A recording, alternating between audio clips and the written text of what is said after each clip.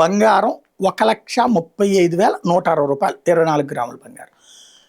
ఏది జనవరి 1కి, జనవరి చివరికే నెల రోజుల్లోనే 1,79,140. మళ్ళీ అదే బంగారం మార్చికి వచ్చేటప్పటికి, మార్చి 23కి వచ్చి మళ్ళీ 1,38,216కి పడిపోయింది.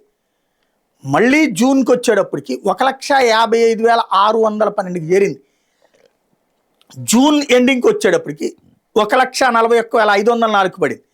మళ్ళీ జూలైకి వచ్చేటప్పటికి 1,41,399 దగ్గరే ఉంది. ఆగస్టుకు వచ్చేటప్పటికి 1,51,885కి పెరిగింది, మళ్ళీ పెరిగింది.